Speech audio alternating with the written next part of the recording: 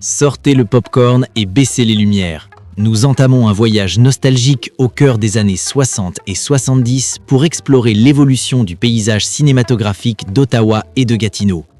Du rugissement des moteurs dans les cinéparcs à la naissance du multiplex, voici l'histoire du grand écran de 1960 à 1979. Le début des années 60, fin d'époque et nouveau départ.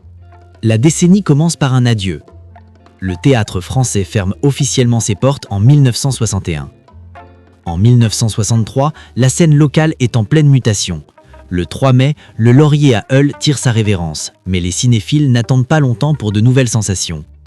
Le 29 août 1963, l'immense Queensway Drive-In Odéon ouvre ses barrières aux vagues de voitures. La même année, le théâtre Cartier change de stratégie et commence à présenter des films en français.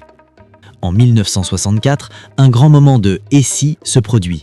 Des plans ambitieux prévoient de diviser le légendaire Capitole en 2 salles, mais les travaux ne débutent jamais et le projet tombe à l'eau.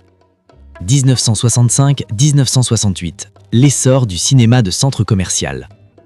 L'innovation frappe la région le 23 octobre 1965 avec l'ouverture du Vendôme à Hull, marquant l'histoire comme le tout premier cinéma de centre commercial de la région d'Ottawa. Quelques semaines plus tard, le 4 novembre 1963, l'Odéon Elmdale célèbre sa grande réouverture après une cure de jeunesse. Look out! Here comes the biggest Bond of all.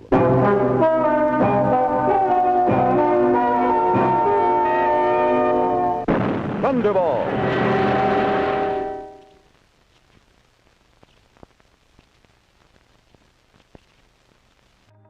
La fin des années 60 est marquée par les changements d'identité. En 1968, 11 juillet, le théâtre Centre devient The Mole.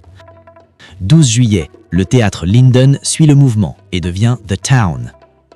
10 octobre, l'Odéon Saint-Laurent Cinémas fait sensation en ouvrant comme cinéma jumelé 2 salles flambant neufs. Les années 70, cinéparcs et films interdits. Les années 1970 débutent entre expansion et perte. Le 20 mai 1970, 20th Century Theatres lance le Airport Drive-In, mais à la fin de l'année, 2 icônes, le Capitol Famous Players et le Little, ferment définitivement. La modernisation se poursuit le 1er avril 1971 avec l'ouverture des cinémas Place de Ville 2 salles par Famous Players. Le 1er juin 1972, le Famous Players Capitol Square 3 rejoint la partie. Les choses deviennent un peu plus épicées en 1972. Le 15 septembre, Michel Custom de Montréal ouvre de Pussycat à Hull, projetant des films pour adultes strictement interdits de l'autre côté de la rivière à Ottawa. L'expansion de Hull continue le 2 décembre avec l'ouverture de 3 cinémas. 1973 à 1974, drame à l'écran et en coulisses. 1973 est une année de bras de fer cinématographique. Le Town est vendu à Germain Cadieux qui tente de passer au film français mais les fournisseurs montréalais refusent de lui fournir les copies. Le théâtre est contraint de se replier sur une programmation de répertoire.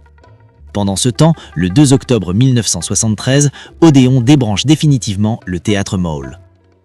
Le remue-ménage continue en 1974. 16 mars, le 3 Cinéma à Hull ferme ses portes. 19 mai, le cinéparc Templeton ouvre pour les amateurs de plein air. La fin d'une époque, le Start-up Drive-In dans Nepen éteint officiellement ses projecteurs. La fin des années 70, la naissance du multiplex. En 1976, le cinéparc est plus populaire que jamais. Le 2 juillet, le Britannia Drive-In inaugure son 2e écran. A long time ago, in a galaxy far, far away, Here they come! Star Wars, Coming in too fast! an adventure unlike anything on your planet. It's an epic of heroes and villains and aliens from 1,000 worlds. Star Wars, rated PG.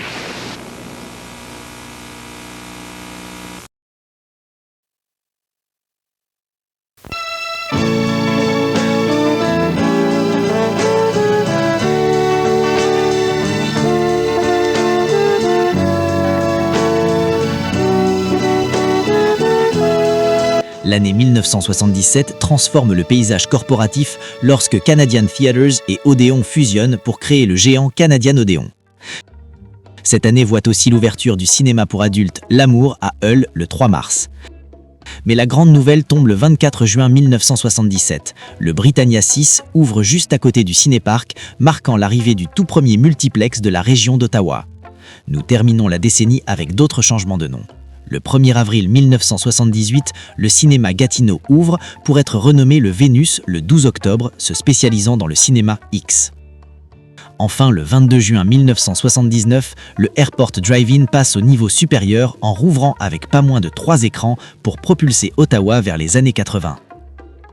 Merci d'avoir regardé. Si vous aimez l'histoire locale et la magie du cinéma, n'oubliez pas de cliquer sur j'aime et de vous abonner pour d'autres plongées dans le passé.